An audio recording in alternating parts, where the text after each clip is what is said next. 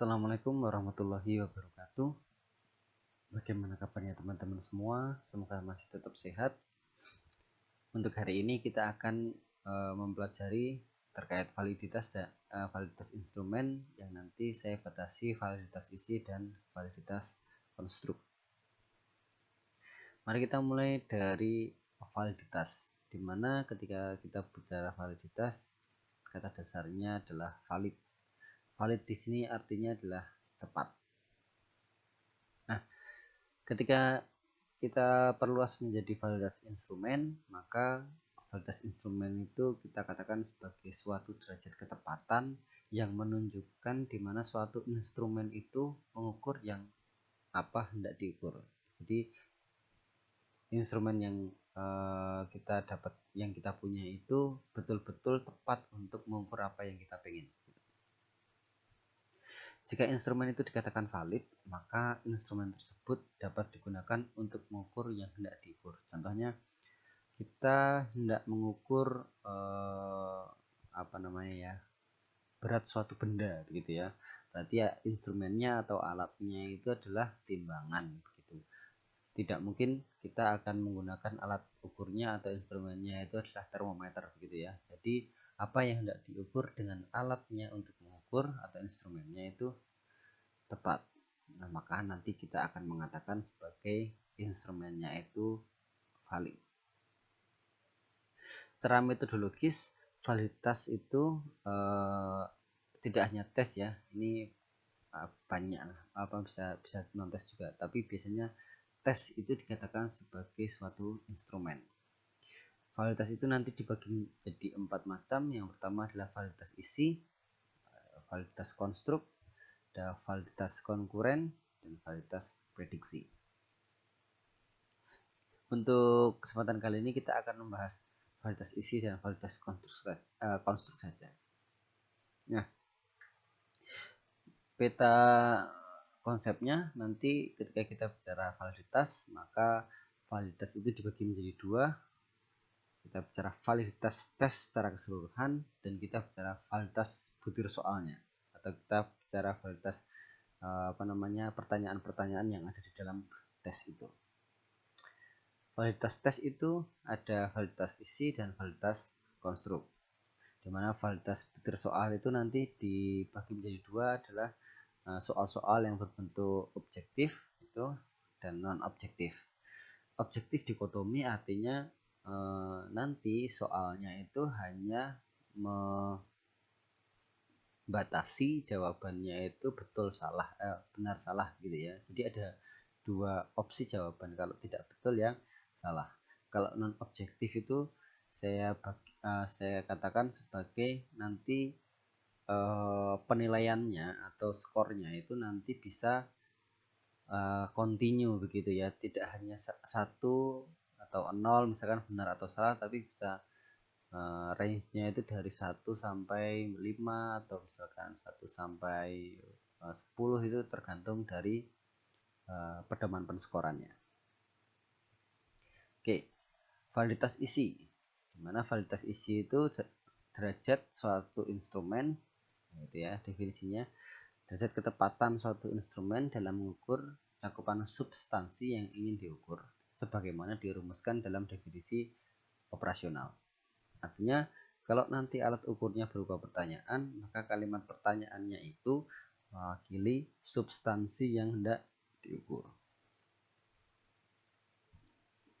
Nah, pada dasarnya tidak ada cara yang secara matematis atau cara-cara yang baku untuk bisa mengetahui bahwa instrumen-instrumen itu valid secara isi gitu ya, isinya itu valid. Nah, tapi yang selama ini kita kenal, yang selama ini kita tahu, bahwa validitas isi itu umumnya ditentukan melalui pertimbangan para ahli gitu ya. Jadi kita sebagai misalkan orang yang ingin membuat penelitian, maka misalkan bentuknya adalah angket atau kuesioner, nanti kita membuat butir-butir pertanyaannya dengan beberapa penunjang yang lain. nanti kita minta tolong ahli untuk mereview atau memberikan pandangan terkait butir-butir soal atau butir-butir pertanyaan yang kita buat. Nah, secara gambarannya nanti ketika kita punya suatu instrumen, kita ingin mendapatkan validitas isinya, kan berarti minta tolong pertimbangan dari seorang ahli begitu ya. Ada beberapa sumber mengatakan bahwa ahli di sini dikatakan sebagai orang yang sudah mempunyai tingkatan pendidikan yang tinggi, contohnya adalah doktor gitu ya. Nah, pertama-tama peneliti membuat item instrumen yang tidak diukur seperti yang saya bilang tadi. Kemudian item instrumen yang kita konstruk tadi, yang kita gunakan tadi, kita serahkan pada ahli untuk dimintai pengamatannya, dan kita minta tolong mengkoreksi item instrumen yang tidak divalidasi. Nah, nanti para ahli kita minta tolong untuk memberikan pertimbangan tentang seberapa baik interpretasi dari instrumen evaluasi tersebut menggambarkan cakupan isi yang tidak diukur. Jadi begitu nanti misalkan kita punya butir-butir pertanyaan, kita serahkan pada ahli, nanti ahli akan memberikan komentar terkait pertanyaan-pertanyaan atau isi dari instrumen itu kita itu. Misalkan butir soalnya belum valid, misalkan, tolong diperbaiki gitu ya. Jadi komentarnya dari seorang ahli nanti akan seperti itu, tolong diperbaiki tata cara penulisan pertanyaan yang bagus, misalkan kayak gitu. Atau misalkan ini butir soalnya valid, silahkan misalkan lakukan perbaikan lagi pada apanya begitu.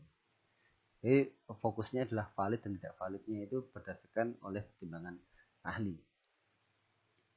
Selanjutnya kita punya validitas konstruk, di mana validitas konstruk itu ditekankan pada konstruksi pertanyaan satu dengan yang lainnya itu memiliki hubungan yang erat satu dengan yang lainnya.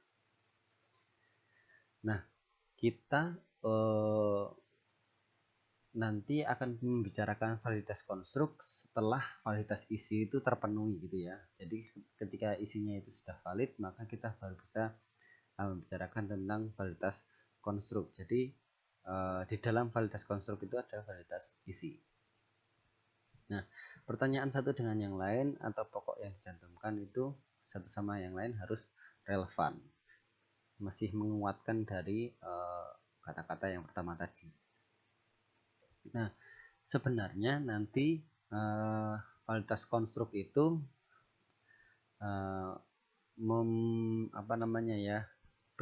berbicara di ranah di mana nanti apa yang akan kita lakukan itu biasanya akan kita konfirmasi atau akan kita bandingkan dengan sebuah teori gitu ya. Jadi misalkan kita punya teori, kita akan membuktikan teori itu dengan menggunakan suatu tes begitu. Nanti data dari tesnya itu akan kita bandingkan dengan teori yang ada. Jadi di sini kita bisa mengatakan bahwa ada teori dan sebuah data yang kita dapatkan akan kita cocokkan. Nah, gambarnya seperti ini, ada teori, kita buat suatu tes dari teori tersebut untuk membuktikan teori tersebut, misalkan begitu, atau untuk mengetahui apakah betul gitu. Jadi dari datanya tadi, kalau kita punya data mentah, maka nanti kita akan melakukan proses statistik itu, sehingga nanti kita bisa membuat kesimpulan apakah teori itu betul atau tidak. Nah, saya punya contohnya, ini teorinya. Seseorang itu memiliki kecemasan yang lebih tinggi akan bekerja lebih lama dalam menyelesaikan suatu masalah dibandingkan orang yang memiliki tingkat kecemasan yang rendah. Contohnya seperti itu teorinya. Lalu kita membuat butir-butir pertanyaan untuk menguji teori ini dengan menggunakan suatu instrumen tes begitu. ternyata dari hasil pengukuran tidak sejalan dengan teorinya. Maka konstruk yang berhubungan dengan tingkat kecemasan tadi memerlukan kajian ulang. Kita tidak menyalahkan tesnya, tidak menyalahkan teori, tidak menyalahkan tesnya. Kita hanya memerlukan kajian ulang terhadap tes kita atau instrumen kita. Nah, sebenarnya apa saja faktor yang mempengaruhi validitas itu? Ketika kita bicara faktor dari dalamnya atau dari tesnya, yang pertama mungkin arahan tesnya itu disusun dengan makna yang tidak jelas atau ambigu, gitu ya. Yang kedua adalah kata-kata yang digunakan dalam struktur evaluasi, instrumen evaluasi itu terlalu sulit dipahami. Ya.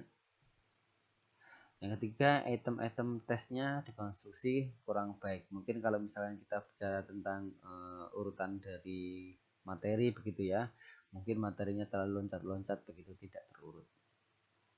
Yang keempat, tingkat kesulitan item tes itu tidak tepat dengan kondisi subjek atau objeknya. Jadi misalkan harusnya ini menyasar kalangan sekolah menengah pertama, misalkan kita punya tes soal begitu, harusnya ini ranahnya adalah SMA misalkan, maka kenapa kita kasih ke anak yang SMP begitu kan, artinya tidak tepat antara subjek dan objeknya. Yang kelima, jumlah item tes itu terlalu sedikit sehingga tidak mewakili sampel materi pembelajaran. Nah, ini sebenarnya faktor-faktor nomor 5, beberapa faktor di sini itu sebenarnya harusnya sudah bisa diatasi ketika kita bicara validitas isi dan validitas konstruk. Validitas isi kan sudah ada ahli yang menjadi bahan pertimbangan kita.